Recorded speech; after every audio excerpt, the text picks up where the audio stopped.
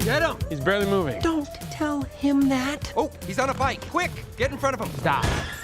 Oh, no. He's going down hard, Tim. Should have worn a helmet. The Detective Pikachu film is out, and amazingly, it's actually really good. I know. What the heck? How'd they manage that? Yeah, the movie's funny. It's coherent, which is pretty shocking for a Detective Pikachu movie. Shocking. Yeah. Good. There are some things in the movie that we think that where it really gets Pokemon right, which are really, really cool to see as fans of the game and of the Pokemon franchise as a whole, so we want to talk about them. We're not going to be doing spoilers for the movie. It's going to be spoiler-free, although we will be talking around things that happen. So if you want to go in completely sort of fresh, that is your mild spoiler warning. Disclaimer.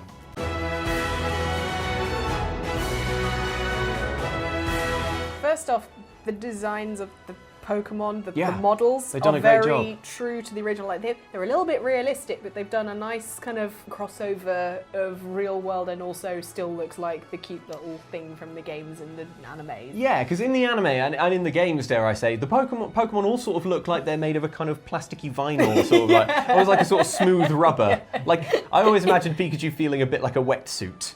You know, do you know what I mean? No, I imagine Jigglypuff being like a balloon, more like a. Oh yeah, oh. Not an easy thing to do, I think, adapting the designs, but I think they've done a really good job. There's a bit in the film where there's Bulbasaurs, and I was just like. Yeah, So Bulbasaur cute. looks a little bit lizardy, doesn't it? So like, Yeah, how did I wonder how they decided like which Pokemon should be fuzzy and which one should be sort of like look Well, a it's little like bit. water type, like Charizard. When I first saw the trailer, I was like, oh, it looks a bit fuzzy. Why would Charizard be fuzzy? But he's more like a reptilian looking thing. And I'm like, scaly and hardcore. "Yes." Yeah, it looks so metal. The other thing I thought was really good was the scale of the Pokemon. I know that sounds Yes. weird, but like obviously you have to make editorial decisions when you're making a film like this as to how big all the Pokemon should be in relation to each other, and that's something that isn't consistent. It doesn't have to be consistent in the games where all the Pokemon are basically just like one square, sort of in size, or a Snorlax, which is like 4 squares. So, there were no Pokemon in it that I saw where I was like, what? It's not the right size. Immersion broken. 0 out of 10. There are a couple of musical treats for fans of the Pokemon games or series. Just a couple of little. Keep your ears open when you're watching the film because there are just a couple of moments. Some not so subtle moments as well. Themes. Yeah, you know. If, Oh no! It just kind of made you realise how good the music is from all the games and the anime and stuff like Yes. that, because it didn't feel like out of place. It was, you'd listen to it and then you go, oh hang on, it's that one, yeah. Yeah. And it wasn't too like, oh my goodness, I'm completely out of this film now and remembering this. It was just like, they made sure everything fit. It wasn't just shoehorned in. That's right. I mean, there's a lot of original music in the film. Like, Yes. it obviously has its own score, so it's not like they approach every single scene with kind of like, which piece of Pokemon music should we take here? Which, although I would have loved to hear even more music from the games that I recognise in there, I do understand. You know, it probably wouldn't have fit the scene best. It's probably better that you actually get a sort of proper movie composer, someone who can actually look at the finished scene and be like, okay, well, I know exactly what musical beats I need to time up with the action here. So it was lovely to hear just those little like, musical Easter eggs. So keep an eye out, or an ear out, for them.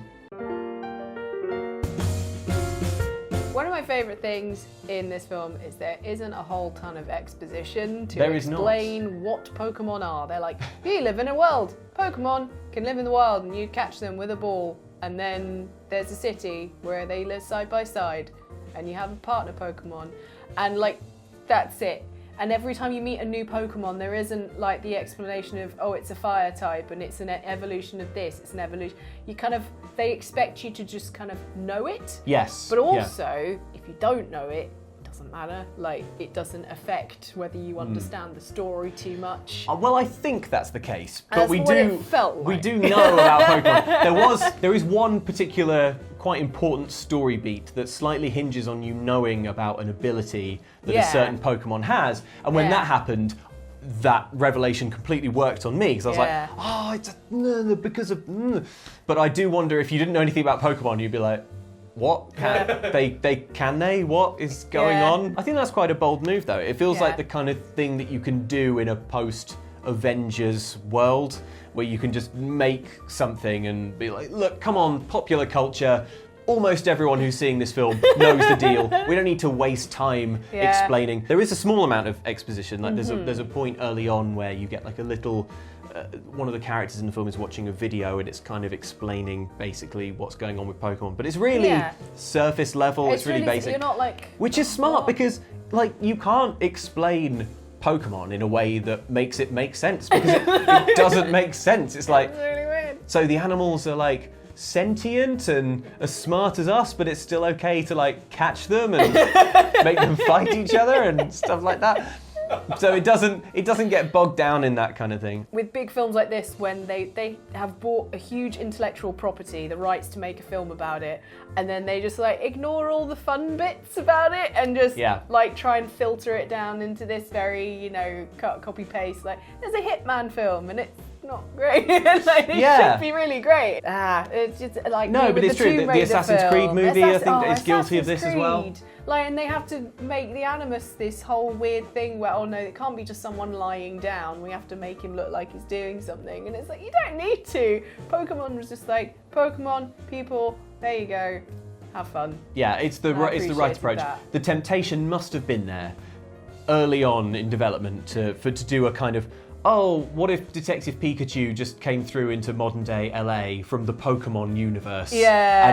And they had to embark on a madcap mystery to get him back to his own world, or like the kind of story. Sorry. Yeah. But I liked it. I felt like it was a gutsy move, but it paid off. It's like, hey, everyone in the world knows what Pokemon is, so we're just gonna go for it. Yeah. You know what Pokemon are? Here you go. Good.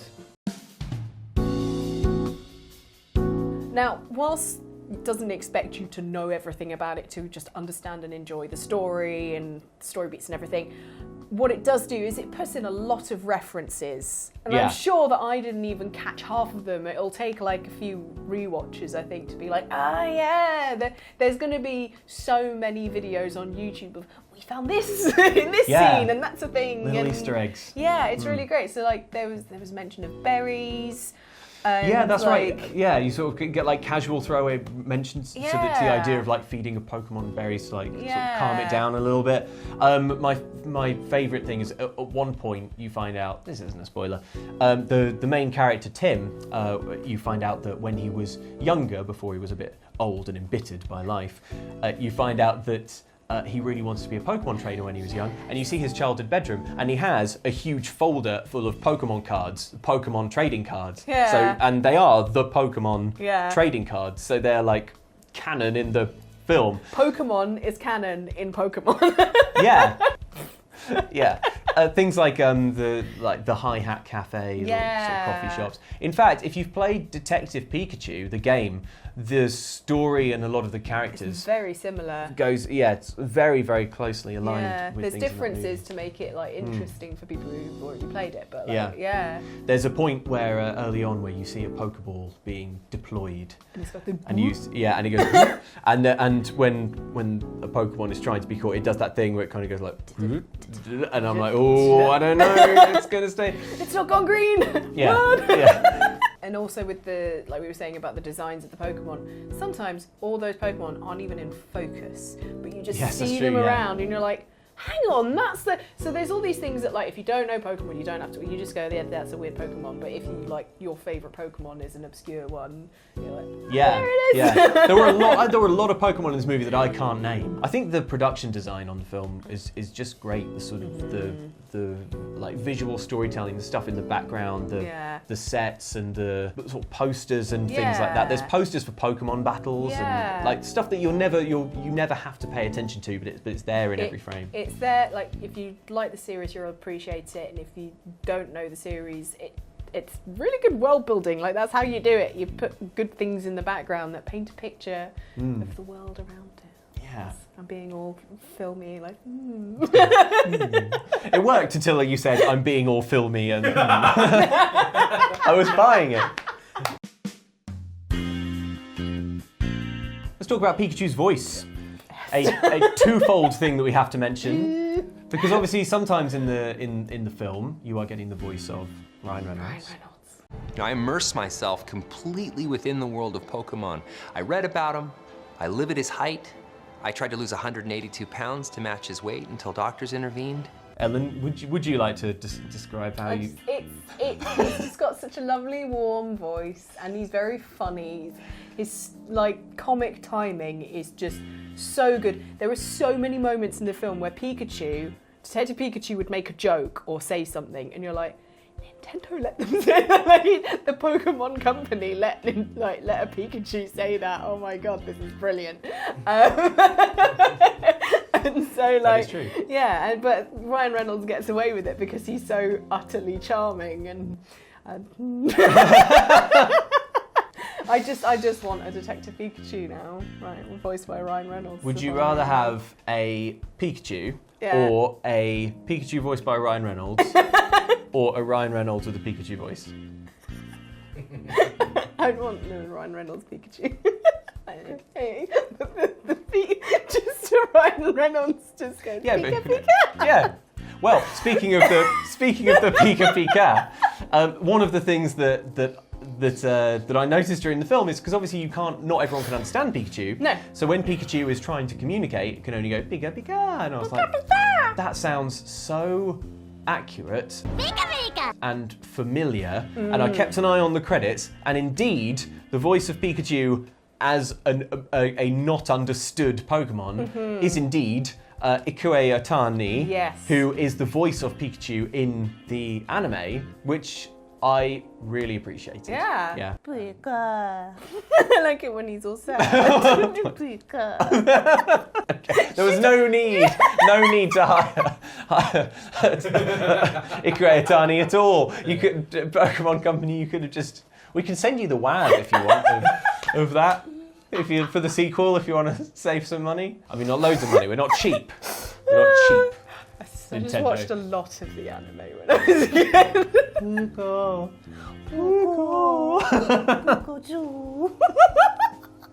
He's almost sad. Yeah, no, I know what you were going for. It just Pikachu sounded very unwell. He was unwell in most of the episodes. Ash is a terrible Pokemon trainer. Yeah, that's true. Yeah. It's like, go on, Pikachu, fight this Pokemon. Well, Ash, I don't really have a type advantage in it. I said fight it! Oh, you died. The solution is for you to train more, Pikachu. It's like, just get one of your other Pokemon. No! Pikachu has to do it. Pikachu will train until you can beat this rock-type Pokemon. Exhausted, muscly Pikachu. There was a point in the film where I burst out laughing where I'm not sure I was supposed to, because Pikachu in this moment in the film is at a low ebb and expresses a strong, heartfelt emotion. And it's angry and it's sad, and I was looking at the screen, and just for a minute I had like kind of, what am I actually looking at here? So Pikachu, it's a little angry Pikachu sort of emoting in a complex way in English. I'm like, what is happening? It's great. What I love this film. What is 2019? How has this come to pass? But it's not just the voice and the incredible designs in the film.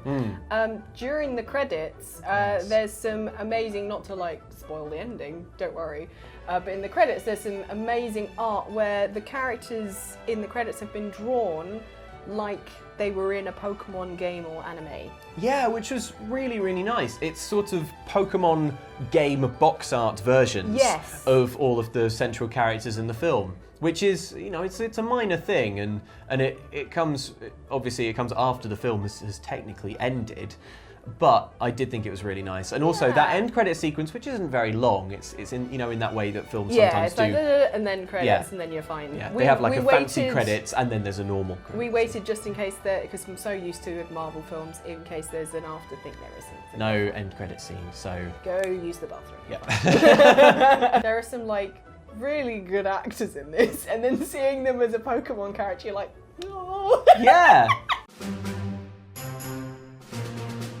Finally, just something that I think the film did incredibly well from the point of view of representing the Pokémon isn't to do with the actual creatures themselves, but it's just to do with the city. So the Pokémon games, and I suppose the anime as well, because it's based on what you see in the games, has an incredibly distinctive aesthetic, I think, especially when it comes to the cities. The towns are always sort of ultra modern, very clean. Yeah.